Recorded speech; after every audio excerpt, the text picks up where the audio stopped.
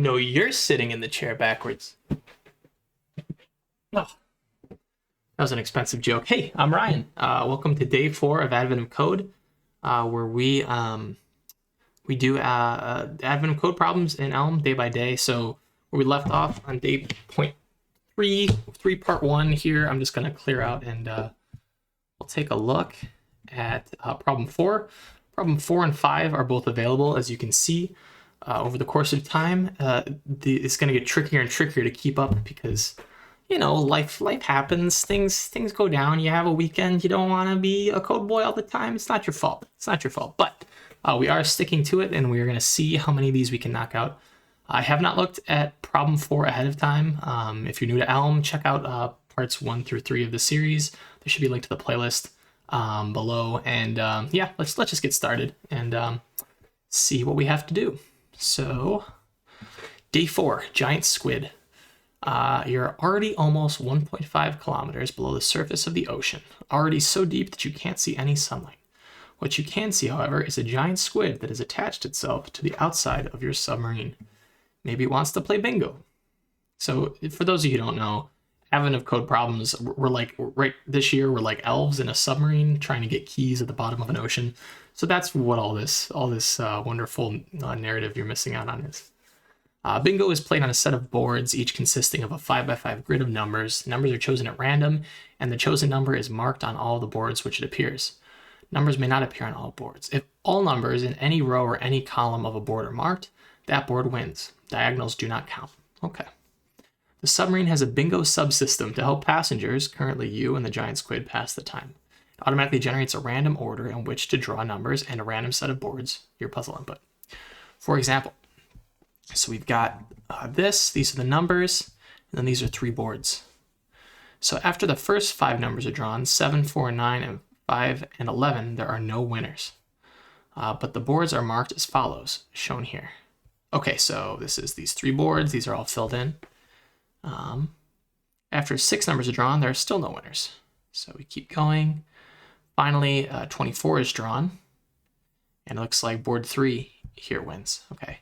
At this point, the third board wins because it has at least one complete row or column of marked numbers. In this case, the entire top row is marked 14, 21, 17, 24, and 4.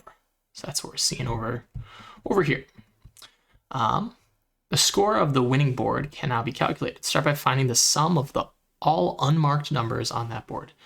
In this case, the sum is 188. Then you multiply that sum by the number that was just called when the board won, 24, to get the final score. To guarantee victory against the giant squid, figure out which board will win first.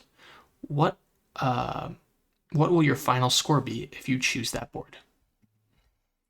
It's kind of a weird way to phrase it. Okay, so how all these start is we kind of have like a string of input, and we've got to like parse it into like code we can deal with. So let me just clear out the day 3 one. So for each of these videos, I'll always include the links at the bottom. So we're going to start with basically this test input, and then see if we can get the numbers that they said. So what was it? Like board 3, let's see if we can get board 3 winning and then end up with the number 4, 5, 1, 2. That's kind of our goal. And then once we get that working, should be printing out the input. Great. Once we get that working, then we can actually continue and use like our custom puzzle input. So if you're new to Advent of Code, you can like log in here at the top and basically get your own puzzle. So I'm going to have different puzzle input than you will, but that's kind of how it works. And then we just collect all those stars. Okay, so the first thing we need to do is we need to get this like first line and kind of treat it as something else. What is this? What is this here? Oops. Oh, that's a 1. I thought that was a bracket. Okay, so this first input are like all the numbers that are called one at a time. And then subsequent inputs are going to be these. So what I want to do is I'm going to start by taking our string input. I'm going to trim it to get rid of the white spaces. There's like new lines at the beginning and at the end because of the way I've pasted this in. So that'll clear those out. And then what I'm going to do is I am going to basically split these strings by new lines. So I think we actually want to do it by 2 new lines here. And what that'll do is that'll separate the input we have here from like all the boards. So the first element of our list is going to be our input, and then the remaining things, so this should be a list of size 4. Let's do list.length just to make sure that we have 4 here, because it's kind of hard to read. So 4, yeah. So we're basically dividing this string into 4 sections. The first section is the numbers that are called. The second section is the first board. The third section is the second board. And the final and fourth section will be the third board. So we did a good job there. What we want to do now is we basically want to like take these and turn it into like the numbers we call out as well as the boards. So I'm just going to pipe this into a function called toNumbers and boards. And this will be the first function that we define together today. And what it looks like is we're going to take in a list of strings, and we are going to basically maybe have like the numbers that are called, which is going to be like a list of numbers. And then we're going to have like the boards, which will be a list of something called boards. We'll take a look at what that is later. We're going to have to define that. So I'm going to indent this to numbers and boards. And what we're going to do is we're going to take all those lines one at a time. And basically what we want to do is we're going to match on these lines. And if we get like the numbers here, and then we get like the remaining things, those will be the boards, we can like do some code here. So this is what we'll have to do. But if not, like if there's like an empty list, or I think that's actually it. So basically if the list that we pass this function is empty, we're just going to return nothing. Basically saying that we failed to create numbers because you gave us like no input. So that won't happen, but it's important to capture it here. And then what we're going to do here is we're going to say just numbers. And then for now, I'm just going to hard code that as this. And then boards is the other thing we want to do. So we're just going to kind of keep that in here. And then it's going to say, hey, what's this board type that you're bringing up? I don't know what that is. So let me just format this number. So a board is going to have, it's basically going to be a type that has like rows and columns in it. And we'll be able to like set like a thing, ask if we've won, and basically get information like what are the unmarked numbers, that kind of thing. So we're going to make a custom type for this. And we're just going to, for now, we're just going to call that board, and we'll worry about implementing it in a bit. Cool. So what we're seeing now is we've got, we don't have an empty list that came in. So toNumbers and boards is returning nothing. Let's start by implementing how numbers is going to get populated before we move on to boards. So what numbers is going to do is, right now, numbers is a list of these string values separated by commas. So what I want to do is I want to basically, let's do this piece by piece here, so I can show you each step of the way, kind of how we go from a list of comma separated strings to like a list of numbers.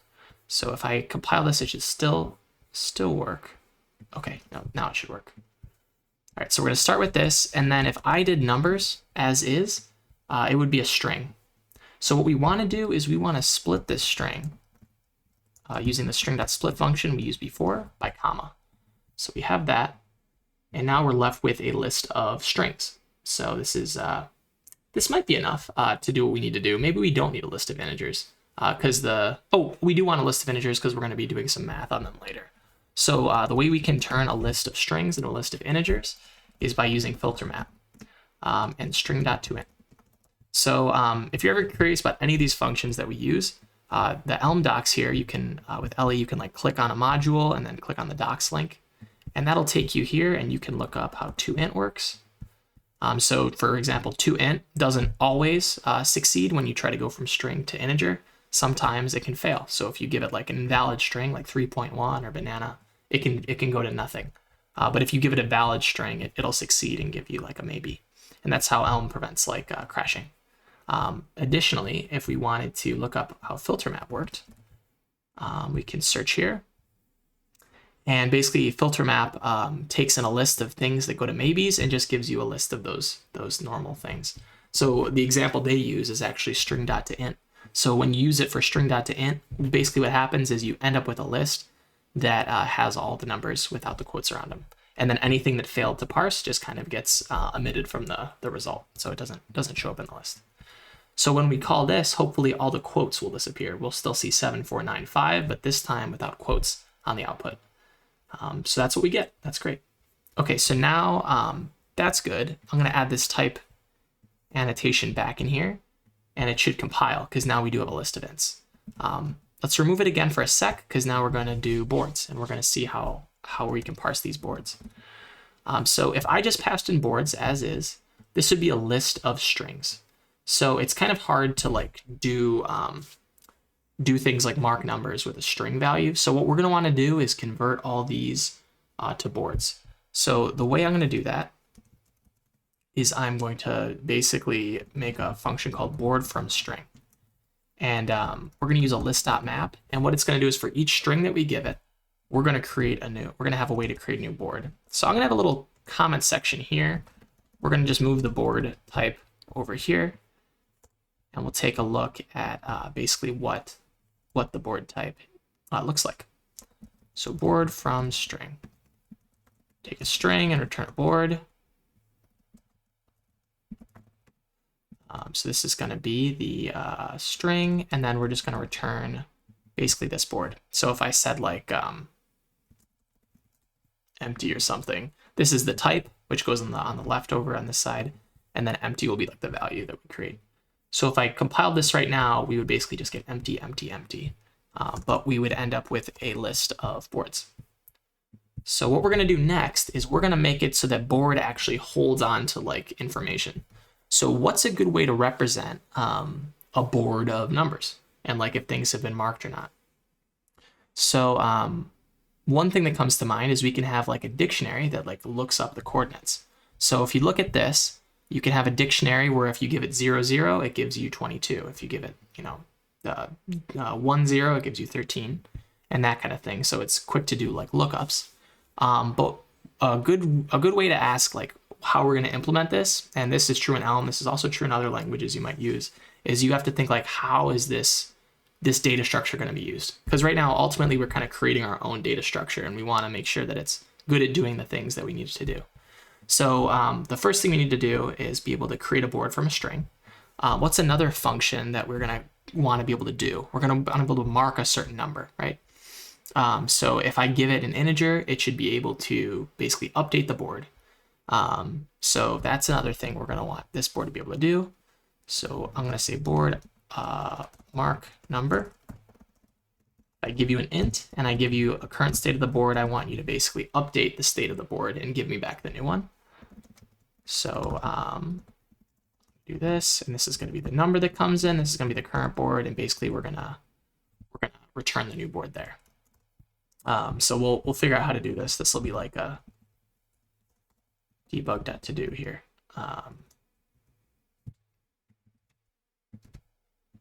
So debug.todo is a function that Elm gives us to basically remind us that we need to implement this. So that's one thing we want to be able to do.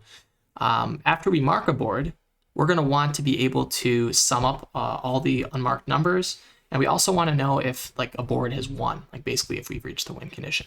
So that's two more functions that we can think of. Board has, or is winner. I don't know what's a good name for this. So like has bingo, I guess. So if you give it a board, it's going to return yes or no. Is that board in like the bingo state? And that'll make more sense as we see like what the implementation of board is. We'll be able to implement this. So that's one thing. And then the final thing that I was saying was basically being able to say board, maybe get score is the function we want. So that's like the sum of all unmarked numbers, and then the number that was just called. So I think sum unmarked numbers.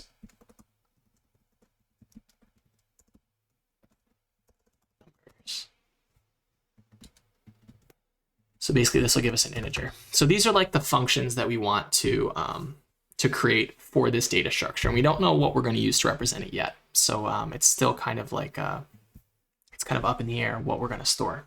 So if we want to be able to easily like mark a number on a board, it might be useful to create like a way to easily look up or to easily like update like based on a value. So instead of updating like the value at 00, maybe we just want to say like make it easy to say like, oh, here's 23, go like update yourself. So it might be nice to like index that dictionary on values as opposed to on coordinates. I'm trying to think of a good way to store things. Board has bingo. So when it comes to like asking if a board is in a state of bingo, we basically want to know if any of the coordinates that are marked are in a line. And what I don't know is with the puzzle input, if it's always going to be 5 by 5. Okay, it is. So we always know it's 5 by 5, which is nice. So we're going to have to think about what's a good way to know if we have 5 in a row.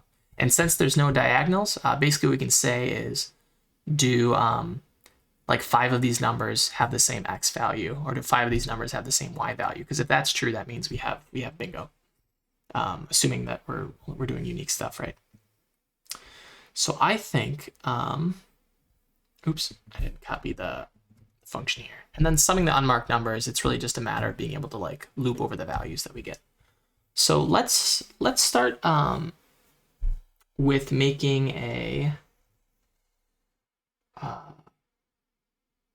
think a dictionary of values to coordinates would be really good. And then also keeping track of the set of coordinates that are that have been marked. So let's see how that goes. So I'm gonna change this from a custom type to an alias here. An alias in Elm is just like a nickname for another type. So instead of typing in like this record we're about to define everywhere, we can use the word board, and that's just kind of like a nickname for that value. So what I'm going to do is I'm going to have a dictionary, and this dictionary is comes with the Elm core library, but we have to import it here at the top. I'm going to get rid of these 2 packages. We don't need these anymore. And I'm also going to uninstall these 2 packages. Those were used in part 3, so we're just going to clean that up a little bit. All right, so this is going to be a dictionary, and this is going to give us like values that are on the board. So a value is just like an int. You can also use type aliases to help make your code more readable. So here I'm using it to say like, instead of saying dict int, I'm going to say like dict value and coordinate, and that'll allow me to make things a little bit easier to follow and like kind of have words for the things that we're going to store. So if I got a list of strings like this, 22, 13, 17, 11, 0, what I'm going to do is I'm going to like loop through all those lines like one at a time. I got this one, then this one, and this one. And what I want to do is basically insert in my dictionary. At 22, I want to insert the coordinate 0, 0. And we're going to do this for all the boards. So let's start with that dictionary. And then what we're going to do is we're going to have like the marked. And this is going to be a set of values that are marked. And so if you're in this set, you've been marked, we can use that set to basically get our coordinates, and that should be enough to do what we need to do. So this is going to look up things by value, and this is going to keep track of things that have been marked. So let's start by initializing a dictionary from that string, right? So we're going to start with basically our string, and I'm going to remove the type alias here so we can do this piece by piece. So what is a set? A set is something that is also available in the core Elm library, and we're going to import it here. So this is the module, and this is me exposing the type so that I can use it in my code here. Okay, so we have that. We have a set of values, set of coordinates. Initially, when you start a new board, nothing's been marked, so we're going to use set.empty. I think, right? Because we're not gonna, there's no like middle square that we mark, which is cool with me. Great. And then what I'm gonna do here is I'm gonna get rid of the type annotations, and I'm gonna get rid of this type annotation so we can actually like work our way piece by piece and kind of see how board is gonna be transformed as we go. So if I just immediately just said the dictionary is going to be str, let me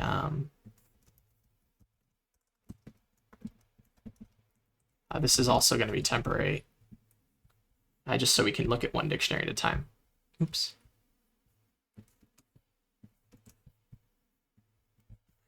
Okay. So this is the first dictionary that we're creating. So if we look at the first set of numbers, we've got 22, 13, 17, 11. This is the string that we're looking at. And right now our dictionary isn't in dictionary form, it's just a string. And so what we're going to want to do is kind of turn this into a dictionary where we can like have the keys be 22 and have the values be their coordinates. So what I'm going to do is I'm going to break this string up into lines. So we're going to have a list of lines, and each line is going to be its own string. So each line in our bingo board, let me move this here so we can keep track of what it looks like. So this is kind of what we're working with, right? So that's good. Okay. So what we want to do is, now that we have those lines, oops, really really wants to reformat it in an annoying way. Whatever, that's crazy. Okay.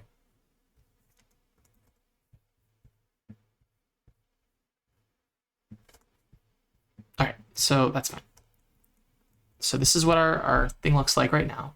We're going to break it apart by lines, and that'll give us this. And then what we're going to want to do is for each one of these, I'm going to do this is an indexed map. And what this is going to do is this is going to associate each line with like the y coordinate in our bingo board. So the y coordinates, like from top to bottom, it'll be like 0, 1, 2, 3, 4. So what index map's going to do is it's going to take that y coordinate, and it's going to take each line one at a time. And all we're going to do is just return the y coordinate with the line in a tuple. So that's that. And now we should be left with like these with their index. So as we go, this will be like the y value, and then this will be the string, and it'll be up to us to, within this, we're going to want to turn this into kind of a data structure that keeps track of the x, the y, as well as like the value at that position, right? So what we're going to do is we are going to move this. This is like an inline function. We're going to move this into its own thing. So we're going to say to value coordinate pair. So our goal with this function is to take a list, take an integer, and take like a string, so it could be like this. And what we want to do is we want to return a basically a list of coordinates. So we're going to have a list of value coordinates. So this is the first thing here is going to be the value, and the second thing is going to be the coordinate that it's at. So coordinate. Oops. Great. So right now, before we get too far ahead, I'm actually going to change coordinate from a tuple. I'm going to change it into a record. So a tuple is like a nice little shortcut for a record where you don't have to label what the values are. I think it's going to be helpful to have these be labeled later when we want to like update, like ask questions about the x value and the y value in our code. Okay, so this is going to be like the y value, right? Because we said as we go, we're going to kind of be splitting the lines row by row. And this is going to be the line as a string. And what we want to do is basically return something here. So what I'm going to do is I'm going to comment this out for a second. And we're going to take a look at what we have. So right now we're just returning the lines as strings. But what I want to do is I want to split things by spaces. So some of these have multiple spaces in between, I believe. Is that true or is that not true? Yeah, some of these have like multiple spaces, so we can't just do it by single space. I think there's a function called string.words. Yeah, so string.words will take care of the multiple spaces for us and basically just give us a list like this. So if we do another list.index map here, this time it's going to have the x position, right? Because as we go left to right, this is going to be like our x coordinate. So as we do that, what we'll be left with is we'll be able to take the actual value as a string, And then we're going to be able to say this is the value. And then my coordinate is going to be the x that I got from here. And then my y that I got from up here. So by doing like a nested indexed like map operation here, we're going to end up with strings and then their coordinates. So it's saying 22 is at 0, 0, and then 13 is at 1, 0, and so on. One last thing we want to do is we're going to want to turn this into an integer, right? So we're going to do list dot another filter maps. This will discard values where we can't convert things. And what this is going to do is this is going to take the value as a string. And I'm going to kind of keep this variable here so that you know that that's not an integer yet. It's going to take the coordinate. And all it's going to do is it's going to say, in the case where the string dot to int, if I can actually turn this into a number, so if it's successful, so this is like the value is an integer, then we're going to return that. And so we're going to do just that. But if for some reason the value that we find in our bingo board isn't a number, we're just going to throw away that result. So we're going to do nothing. We're going to return nothing here. So I formatted this. I'm going to also hit that and format this. And now we're left with a dictionary, almost. We have basically a value and a coordinate, and they're all paired together. So the very last thing we need to do is, now that we have a list of tuples, we're going to use the dict.fromList function, and this is going to wrap that in a dictionary. Oh, I almost forgot. At the very end of this, we're going to want to concatenate all the results. So I think list.concat does this. Well, basically what we want to do is we want to flatten our list. So concat map. This takes a list of lists and makes a list. I think that's right. Oops. So list.concat, that's okay. Oh, we want to do it here. So here we have a list of lists because each one of these returned a list. Now we want to flatten that and then turn it into a dictionary. So what you might have seen from earlier, before I did this, let's back up. Here I have a list, and then the first board is going to be its own list. So what I want to do is basically each one of these is going to be a single like list of things. I want to flatten that. I think board from string. Yep, so that's right.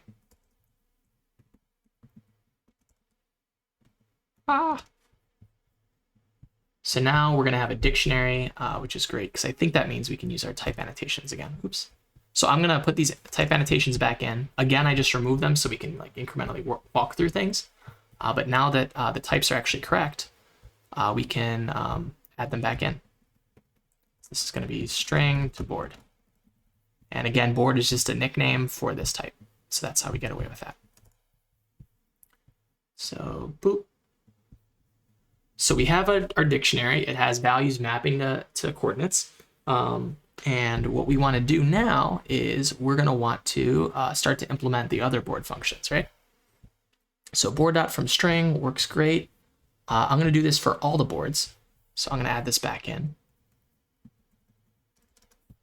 And basically, instead of just grabbing the head, we're going to do this. And instead of doing that weird thing for it to print, we're going to basically get all of our boards. So this is going through, and this is getting our dictionary for everything. So it's kind of hard to read. But basically, this is a list, and it's going to have all these boards. So this is board number 1. This is board number 2. And this is board number 3 right here. And then we have our numbers one at a time. So this is like the initial state of our app. So we could give this a type alias too, call this number and boards. And what that would look like is defining a type alias called number and boards. And basically just taking that. And maybe that'll be useful because the next function that deals with this is probably going to want to call this thing by name instead of have to copy paste that type signature. Which is never fun. And then that'll give us a chance to make this a little less rappy. Okay, cool. So we have that. We have our boards. Let's start to implement some of these debug.todos. Like, how are we going to mark numbers on our board? Well, since we chose to use a dictionary, this is actually going to be pretty nice. So we have our board. When we mark a number, we don't update the dictionary. We update the set of marked things. To mark a number on a board, all you do is you're just going to insert that value into the existing set of marked numbers. So when I compile this, that should be happy. Basically, what compiling here looks like is we'd get like we could get a compile error if we did something wrong or if the types didn't line up. So you won't see anything on the output that reflects the functions that we're working on, but we might be able to get like a compiler error, which is why I'm doing this part here. So how do we know if a board has a bingo? Let's come back to that. That's going to be a good one to implement. I'm going to implement that last. How do we sum the unmarked numbers? So if we remember that the set is keeping track of all the numbers we've marked, the dictionary is keeping track of all the numbers that we didn't mark. So what I'm going to do here is I'm going to remove the type annotation for a second. And what we're going to do is we are going to just print out the board here. So I'm going to do that. So what I want to do with the answer is let's just this maybe map is gonna it's gonna be a temporary thing here where we're gonna grab like the boards, just get the first one, use an and then. Don't worry about this. This isn't gonna be in our final solution. This is just for me to get a board. So I'm gonna do this, and then what I'm gonna do is I'm gonna call board of sum unmarked numbers. There's this really weird greater than syntax I'm using. Don't worry about this either. I don't like using this in my actual code. This is a feature of Elm that lets you like call lists or call functions and kind of put them together. It's kind of hard to read and it's harder to explain. So I'm not going to use this for the final solution. This is just for like debug output.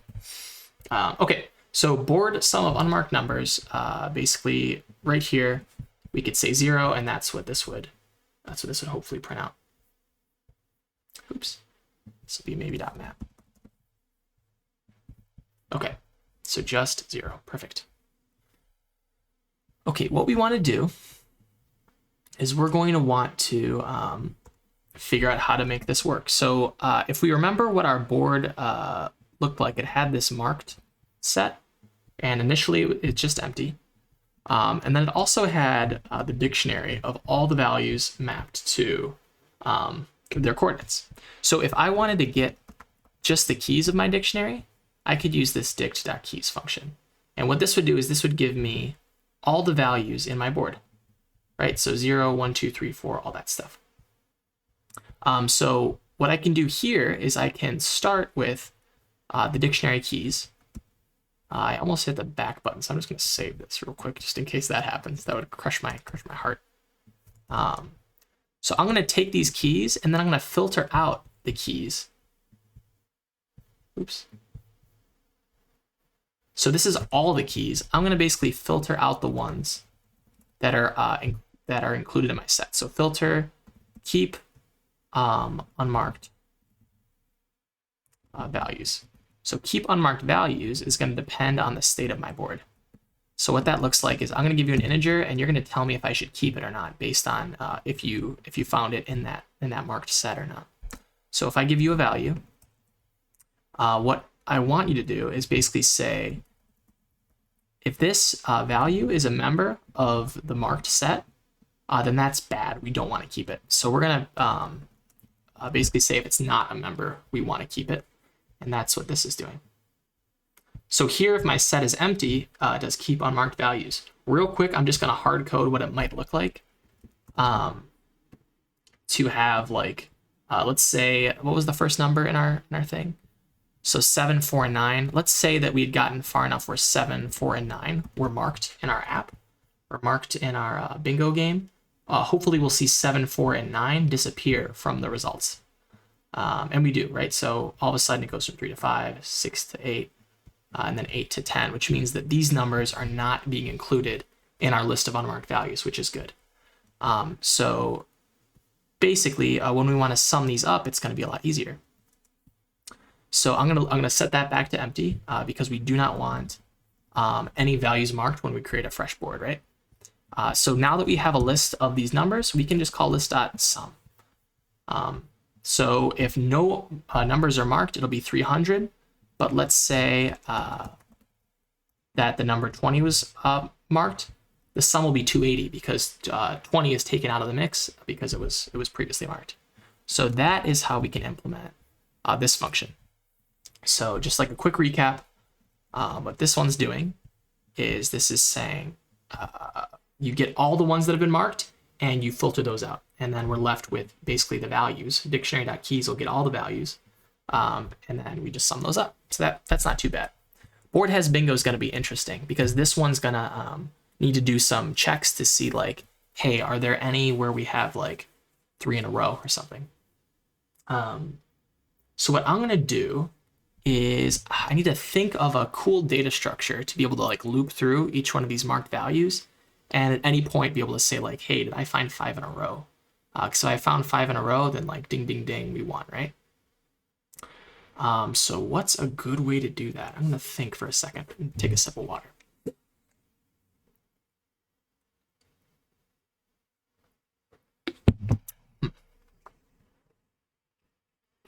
So ultimately, let's use the same kind of strategy we used before. I'm going to comment this out, and we're going to just kind of debug on the side here our progress as we go. So for now, I could say false all the time, right? So that's one possibility. But what I want to do is I want to take a look at the marked numbers. So let's put a board into a state where we would say true, right? So back to the puzzle. By the time 24 was drawn, the third board had a match, right? So let's actually let's put all those numbers in our list. So what I'm going to do is,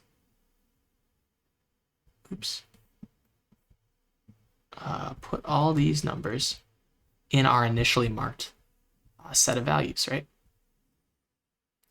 So when I initialize, again, this is just temporary. And sometimes something that helps me remember to clean something up is a debug log.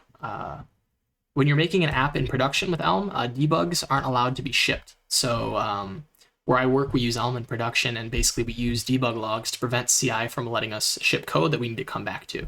So like hard coding this from now, this for now is a good way for us to like never ship a bug in production when we're kind of playing around with stuff like this. So if I compile this, basically these numbers are going to be marked from the get-go, which is great. And what we can do with that is we can use that dictionary to look up what coordinates are marked, right? So let's start with that. So I have basically board.marked. That's our set of numbers.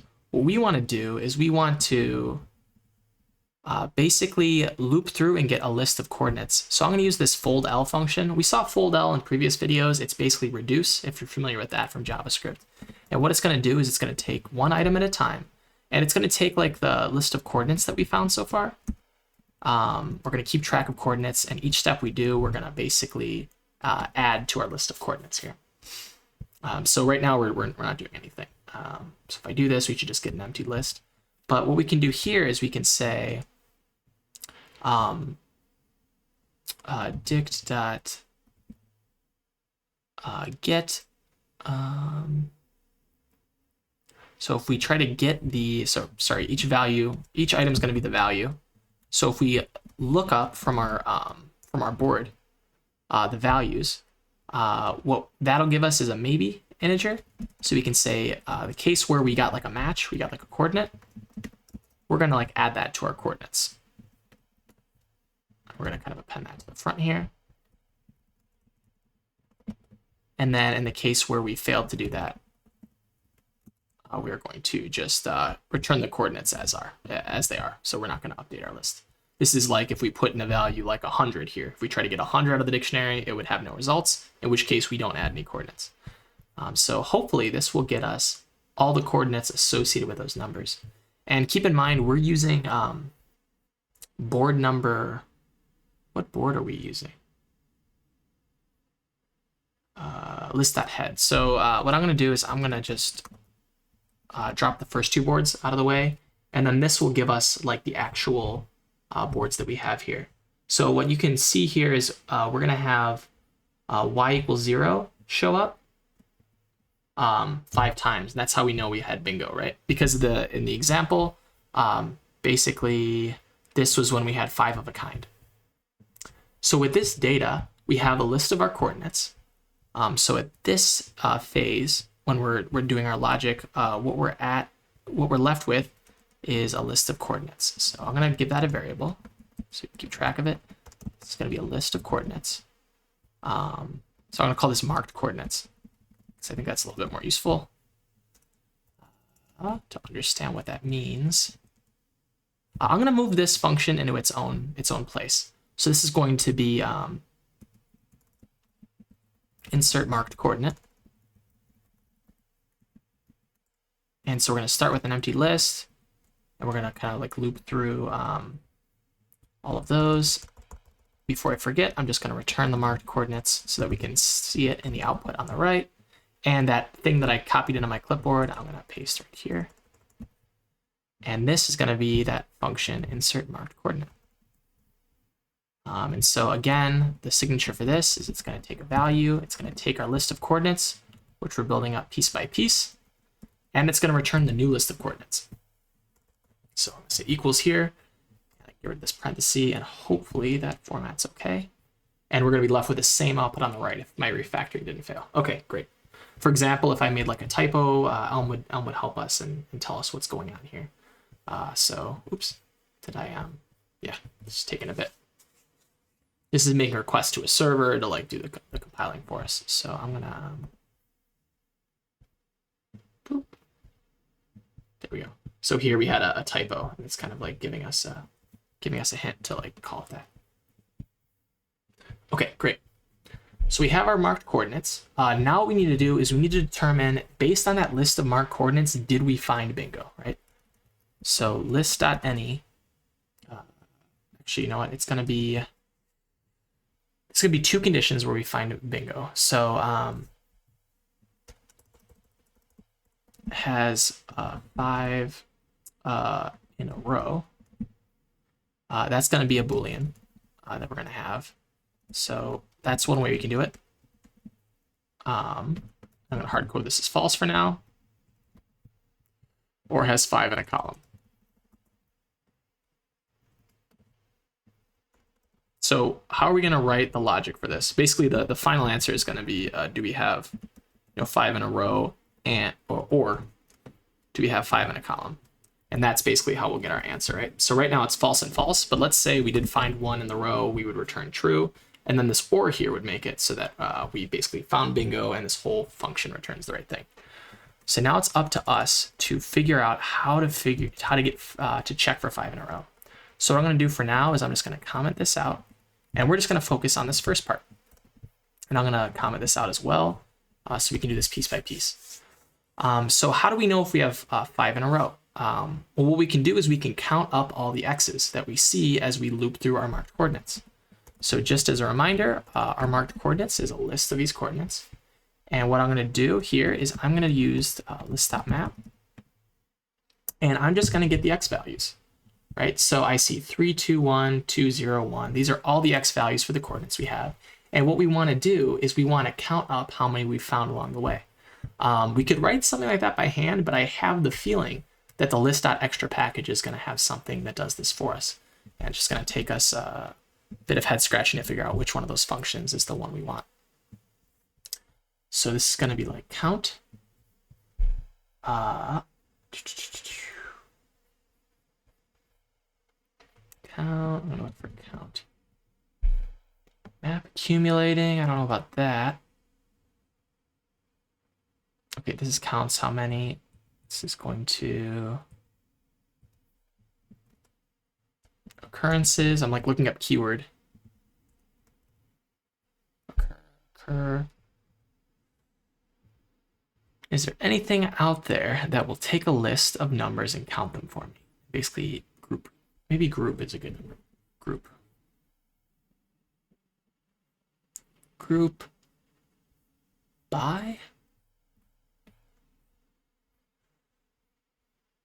Okay, great. This is it. So if I use the group function, what this is going to do is this is going to group our numbers together. So as you see, there's like 1, 2, 2, 3, 3, 3, 2, 2, 1. What it's doing is it's grouping. The problem with this group is that it's not merging things based on a key. So what I think I want to do is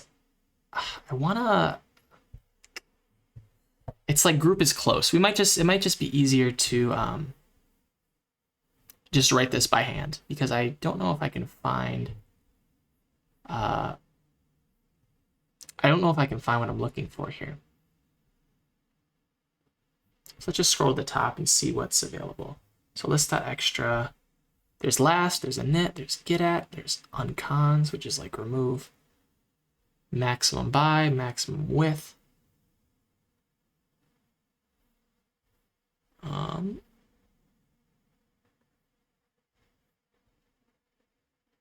Take while, nope, unique by, all different. Remove, update if index. I have a feeling like it's in here somewhere. Intercalate. That's too much. We don't want that. Transpose. We actually use that in one of the other problems where we're like flipping things sideways. Subsequences. Nope. Permutations, interweave. None of this. I think what we're looking for is something that'll take a list of A and return us a list of A. Unique pairs.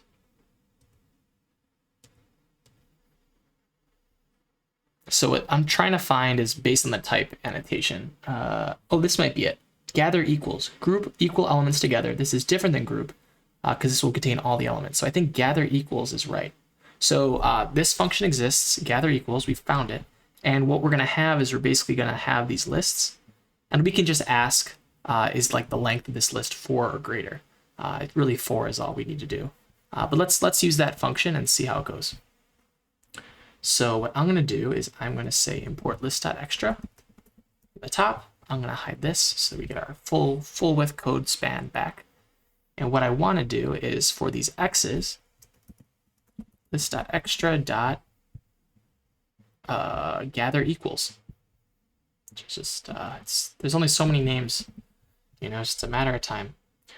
Okay, so what we're seeing here is there's 3, and then this is like the length. So what we want to do is really we want to get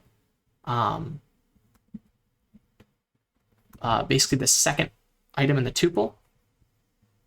That'll give us this.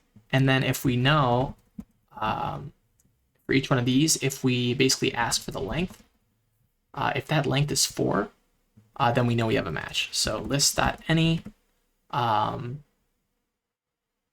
is equal to 4, right? So if any of these numbers, we can say greater than or equal to 4, but I think 4 is okay. So what we're seeing here is it's just false. So just false, and then basically we're gonna do it maybe with default here, saying if there was like no items in the list, then we're just gonna say that it was definitely false.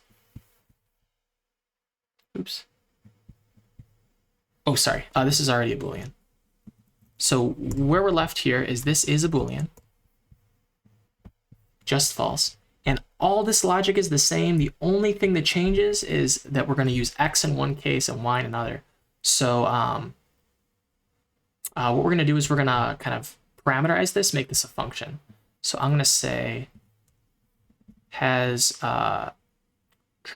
more, or has 5 along the dot X.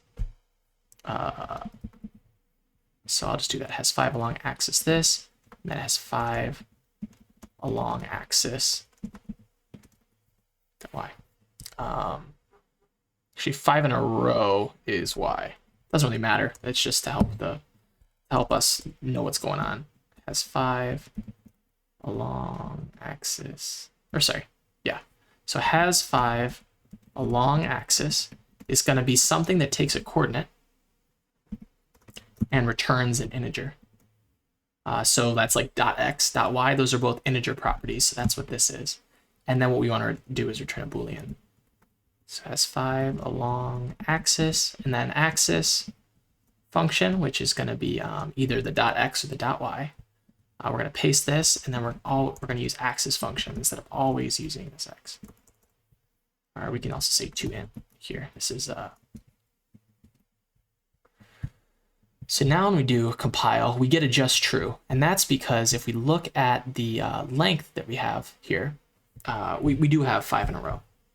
If we asked, do we have 5 in a column, this would be false. But when we do both together, since we did find 1, it's true. So just to verify that things are working, before we had 24 inserted in that board, we did not have a true. So if I compile this, hopefully it says false. Great. And then if we put that back in and we just pick a different board, like if we picked board number 2 by dropping the first one, that should be false. And then if we just pick the first board, that should also be false. So I think we've implemented everything we want to at this point. And now we just need to figure out how to kind of incrementally tick through these numbers and keep going until we find at least one board that has a value. And then when we do, we're going to call with that board. We're going to say, hey, get me the sum of the unmarked numbers and multiply that by the number we just used. So this is very good news. Where all the code we wrote, it took a bit. Thank goodness. I almost left that in. That's a good debug log. So we're going to clear that out. Initially, things are marked as nothing. These I should probably break into their own functions because I think they're kind of hard to look at. Let me do that real quick, just as like a bit of refactoring. So what this is doing is this is convert value to int. So what this does is this takes the pair that we saw before, and it's going to take a string and a coordinate and return an int and a coordinate, basically a value and a coordinate. So I'm going to format that. It always helps to pull these things out. Oh, so this is going to be a maybe value coordinate, right? Because sometimes the string casting will fail. And then here I'm just going to say, I'm going to leave this one here only because I don't want to pass this y into the scope of the new function. But generally speaking, I think value string is a good name. And I think we did a pretty good job with making that doable. I'm going to let this format, actually. I'm going to leave that as is. Okay. So all our functions seem to be working. I'm going to add this type annotation back on board has bingo. Great. It's a lot of output. I know it's kind of overwhelming, but what we're going to do is we're going to step through one number at a time and basically ask, do we have bingo? Do we have bingo? Do we have bingo? So the way we're going to do that is, that's the board stuff. Great. Map board from string. That's awesome. So this thing's done. I'm going to just put this over here. All right, so this is going to be the game loop. So what we're going to do is loop. So loop is going to take in basically the initial state. So initially, I guess the last number that we had was nothing. So the last number is going to be nothing.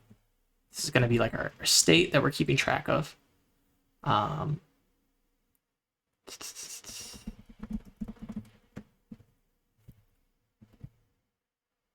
Oops, sorry about that. This is getting a little confusing because I'm pasting the wrong stuff. So this is going to keep track of the last number that we actually, I don't think we need to do that. Sorry about that. So what we're going to do is, as we loop, we're going to basically take in our number and boards. I'm going to do a maybe.map here. What maybe.map is going to do is it's going to unwrap that maybe for us. So we don't have to look at it. And then what we're going to do is we're going to have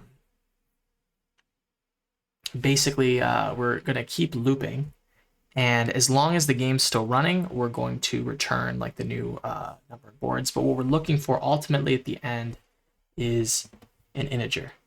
So I guess a maybe integer would be a good thing here. So what loop's going to do is it's going to take our number, our numbers, and our boards. And what it's going to do is it's going to pop off the next number in the list, and it's going to update the boards, and it's going to kind of keep going until we find a board that wins. So let me just comment this out for now. And let's just return something. So let's say it was the number 14 or something. So here, this will basically be where we get our answer from. So in order to loop, in order to get the next number, we're going to match on this number here. And if we can find a number, if we can't find a number, we're going to return nothing. That means we went through all the boards and there were no winners, and so we don't have anything for you. So I'm going to call this remaining. So this will be our bingo number, this first one here. So what we're going to do is we're going to loop through the boards, and we're going to update all the things. Basically mark that number everywhere. So I'm going to call this updated boards. This will be a list of our boards. And what this is going to do is it's going to use those helper functions we made. Like, this part might be intimidating, but what we're going to find is that data structure we made before is going to make it really easy to do what we need to do here without it getting a little hectic. Okay, cool. So updated boards is going to be, we're going to take the boards that we got, and then we're basically going to run board, was it mark number? Mark number. And what that does is it's going to take I'm going to call this the bingo number here. Just to be clear, we're going to pass in that thing. We're going to mark the bingo number that we've gotten. And what I'm going to do here is I'm just going to return the updated boards here. So all you're going to see in this bit is that when we're done, all these bingo boards are going to have the number 7 marked because that was the first number in our list, right? So far so good. We're updating those boards. We're returning the new set. And then what we want to know is get a winner, right? So maybe there's a board that won. And so what we're going to do is we're going to do list.extra.find. What list.extra.find is going to do is it's going to take in some condition, like board has bingo, and it's going to loop through all these updated boards, and it's going to tell us, like, do we have a winner, right? So here we don't have a winner yet. So in the case where we have a winner, this is going to be maybe winner. I'm going to call it that just to be clear. So if we have a winner, what we want to do is we want to return, for that winner, we want to return the bingo number that was last used. We're going to multiply that by the board sum of unmarked numbers, and we're going to pass in that winning board. And if not, we don't have a winner yet, we're going to keep looping. So what that means is the next phase, we're going to call loop again, but instead of passing in the original numbers and boards, what we're going to do is we're going to pass in the updated numbers, so like the remaining numbers, and then we're going to pass in the updated boards, right? Because we want to keep track of what's been marked so far. We don't want to lose that information when we call this function again. And then this, we're going to wrap and adjust because of the maybe. And then we end up with 4512. So this just did all that work for us, all that looping work. Let me just format this real quick. And it looks like 4512. Is that the answer that we're looking for? Let's take a look. 4512. So it looks like that's the right answer. So just by using recursion here, where we're kind of calling that same function over and over again, we're able to find the answer that we need. So I'm going to save this as is, and I'm going to copy this so that I don't lose it. Oops. Okay. And perfect. So what we're going to do next is we are going to put in the puzzle input that I received from my login. It's going to have different numbers and a bunch of different boards. And we're just going to paste that in here where our input was. run that, and I'm gonna get 14093. Fingers crossed. Hey, look at that. Okay. We've been really lucky this year with Advent of Code, where we've we've done the puzzle input, it's worked, and then we put in like we did the test input and it's worked, and then we put in our custom input, which is like crazy big, and it's always worked so far, and I'm hoping we keep that streak going because debugging is never fun. It's like, oh man, I gotta go like find where like my one line of code's wrong. But it looks like we've got a pretty reliable foundation going here. So for part 2, it's usually like some twist on the initial problem, but it's going to be like the same puzzle input. So let's take a look at what they did differently here. I'm going to undo this, and I'm going to compile and make sure we get back to our old state. I'm just going to do and then to get rid of this extra just. Doesn't really matter, but we have a winner there. Okay, let's take a look at part 2 and see like what's changed. So part 2, on the other hand, it might be wise to try a different strategy. Let the giant squid win. You aren't sure how many bingo boards a giant squid could play at once. So rather than waste time counting its arms, the safe thing to do is figure out which board will win last and choose that one. That way, no matter which board it picks, it will win for sure. In the above example, the second board is the last to win, which happens after 13 is eventually called and its middle column is completely marked. If you were keep playing until this point, the second board would have sum of unmarked numbers equal to 148 for the final score of 148 times 13. Figure out which board will win last. Once it wins, what would its final score be? Okay, so this is making us go through all of those boards, find the one that's gonna win at the very end, and then get the score of that board. Second board is the last one, which happens after 13 is eventually called. Okay. So then getting the score. So what we want to do is we want to keep track of boards that have already won. So I have the feeling that this is going to be easy with the foundation we have with our board data structure that we made. Let's think about how we're going to want to do this for part 2. So just to clarify, what we've been doing here is we've only returned basically the first winner. And that's because if we find a winner, what we're doing is we're stopping here. But what we want to do is we only want to stop if that's the last board that exists. So what I want to do is each time a board wins, we're going to pull it out of that thing. We're basically going to filter that board from our list. And in order to do that, we're going to need to have some type of identifier for our board, right? We could do a list.filter. And Elm does let you compare by value, so maybe that does work. I think I'd prefer to use an ID, though, because I think it'll be a little more clear. So what I mean by that is if a board had an ID that's like a number, we could basically have that be passed in. So I'm going to do this. And this will be like the number that the board is. And just so that you know, we're on part 2 now. And we're going to just update that so that when I save, we'll have that correct. So in order to get this code to compile again, when we call board from string, we're going to need to provide an integer, basically an identifier. So the way we can do that is we can use indexed map. Because indexed map already gives an int before the value, this will actually just work for us. So let's rewind a bit and just take a look at what our board is before we do the game loop. So now each one of these boards is going to have an ID. So the ID here is going to be 0 for this board, and then I'm just going to do a quick find for these, and you'll see that each of these boards has a unique ID. So what we're going to do when we find a winner is we're going to ask the question, like, is this our last board, right? So I'm just going to say if, this is the last board, then we'll do what we had before, right? We'll take the winner, and we'll continue. If not, what we're going to do is we're going to remove that board from the list. So we're going to remove board with ID,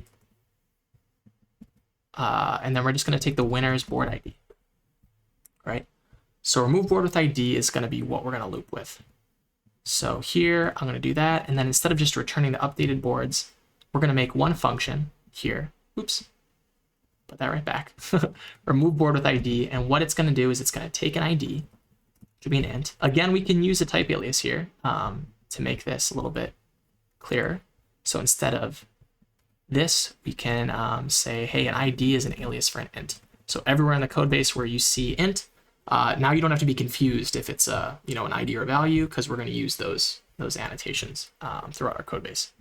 So if you give that ID and you give a list of boards, what we want to do is we want to return the new list of boards. So the ID, the boards, and we'll do is list.filter, and each board one at a time. And we're only going to keep the boards where the ID of the board is not equal to the ID we passed in. And that's all it is. So I'm going to compile that. Oh yeah, if this is last board. So this is last board is something we can define here. So how do we know if this is the last board? That'll be a Boolean. This is the last board. Well, we just say, does the, basically does the length of the updated boards equal 1? And since we don't really remove boards here, we could also do this. It doesn't really matter. It's up to you how you want to solve that. So this is our boards, but we haven't run the loop. Hopefully this doesn't do anything crazy. We get 1924. Is that exactly what it asked? Okay, great. Okay, so just a quick recap. What we did was we just modified this code here. We had to implement one new function and one conditional. And then I'm going to format this. And it seems like we've got the right answer. And that really wasn't too scary of a function, right? Either of them. So it looks like we're in good shape. Let's take a look at if our puzzle input gives us what we want. So again, I'm going to save this. This will give me a new URL that I can share with you in the description of this video. We're going to paste that, compile, and we get nothing. Oh no.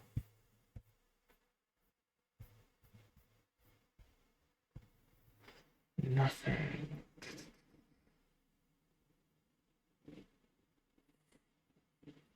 This was the sad debugging part that I was scared of. All right, so we've been using maybe in a lot of places. So what's tricky about that is, yeah, we didn't find a winner, huh? So what this said is we ran out of numbers before we found the remaining board. So the last board to win, it is possible that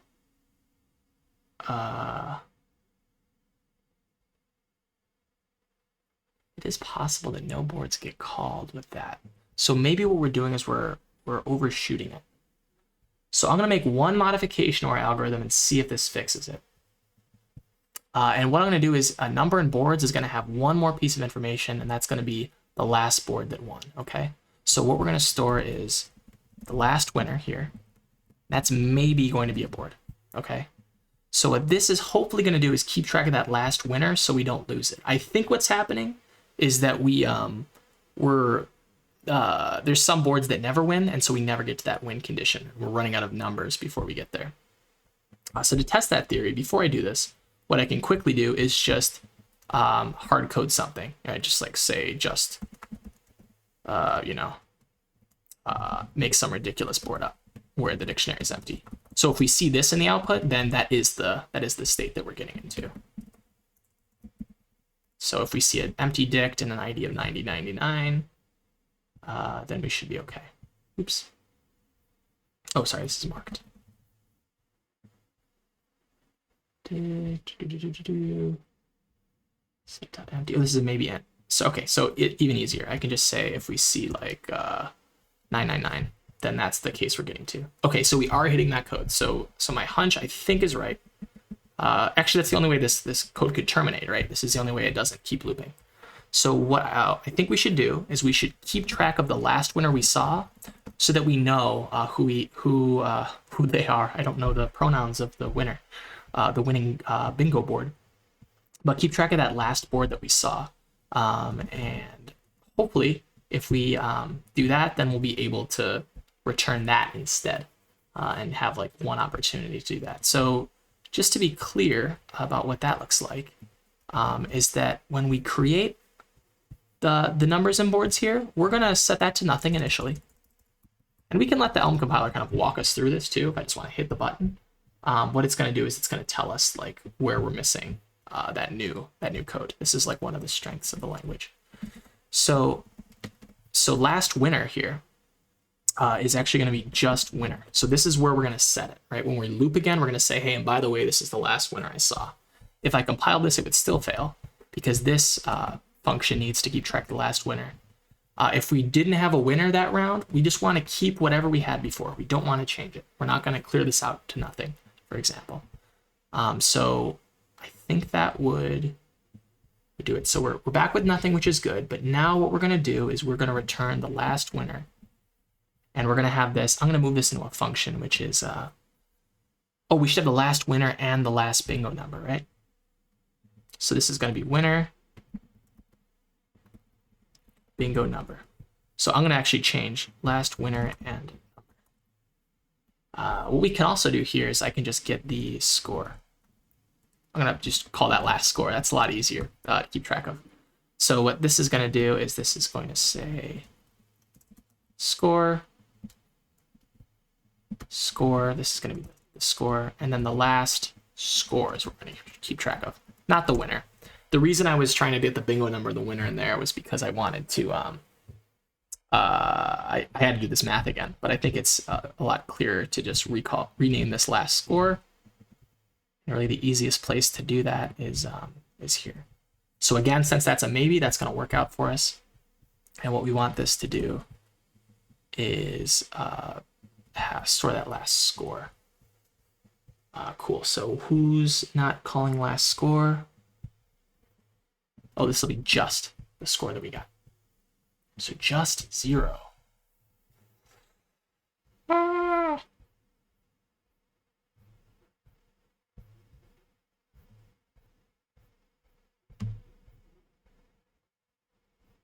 It's crazy. Just 0.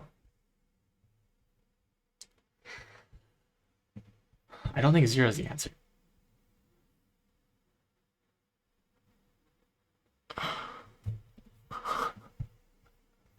Yeah, that's not right. Okay, what we're gonna do is we're gonna record the last non-zero score. Maybe I'm misunderstanding the problem, which could be wrong. So what I'm gonna do is if score is greater than 0,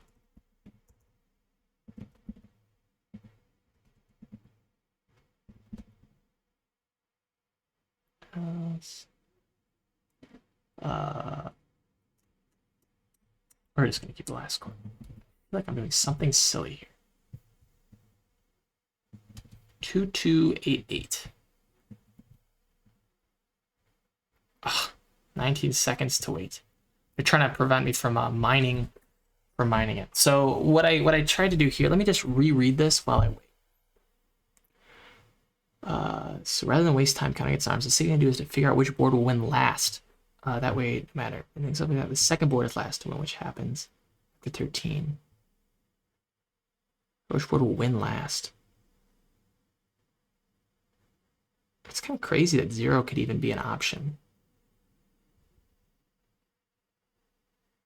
Okay.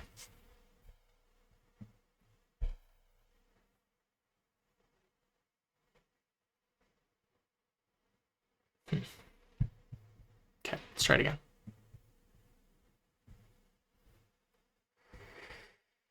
Okie dokie. I think I'm doing something wrong here. I don't know what we're doing wrong.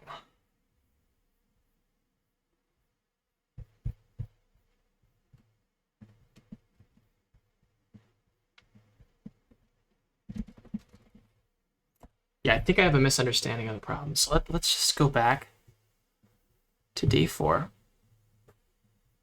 How many bingo boards a giant squid could play at once?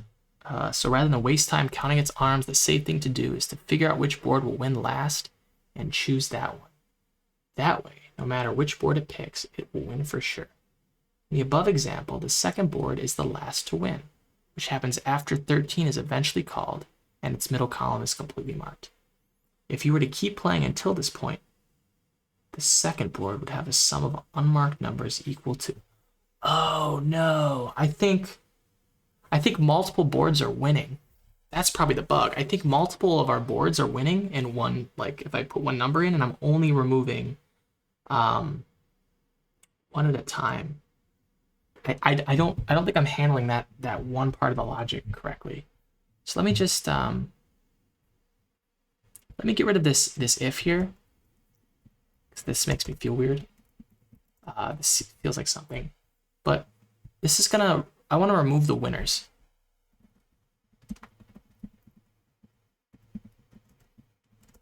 So we're gonna change this implementation from remove winners. So remove winners is going to have a list of boards, and these will be the winners. And basically we will keep it if it's not a member of the winner IDs. Winner board IDs, a list of IDs.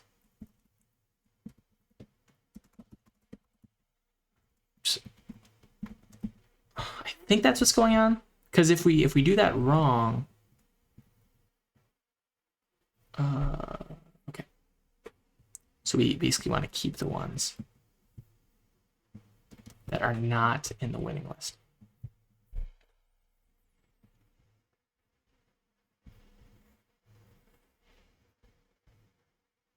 So this will be the winner. Sorry. See the winners.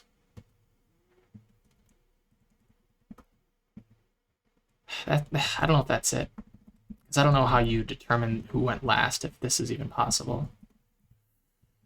Maybe winner is just the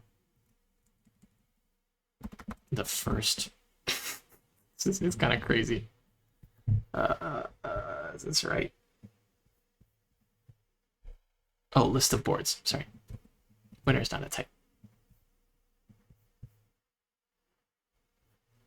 Oh, list that filter.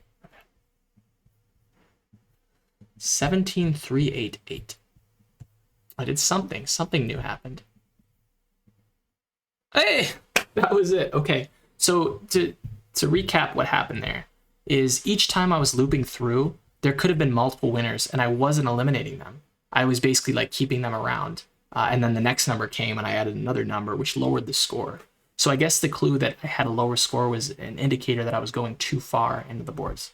So by changing that one function we added, we really did only, we added one data point to keep track of, but now I wonder if that's even necessary. I'm gonna save this because that seemed to work. But let me see if removing the last winner did anything.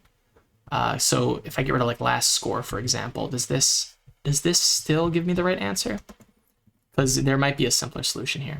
So to be clear, what I'm saying is I don't want last score anymore. This could still do nothing. Okay, so yeah, we did need that last score stuff. So to recap what we did for day 4, so part 1, we had to add this data type called board. We thought about like the use case of like what kind of functions do we need on this, and that helped inform like what data structures we wanted to pick to store our bingo board under the hood. So there was just this API from string. We want to create things from a string. Mark number. We want to know if there's a bingo, and we also want to sum the numbers. And we've got all the code here for that. I'm going to save this. And one thing I'm going to do before I go back to day 4 is I'm going to make sure that this has the sample input.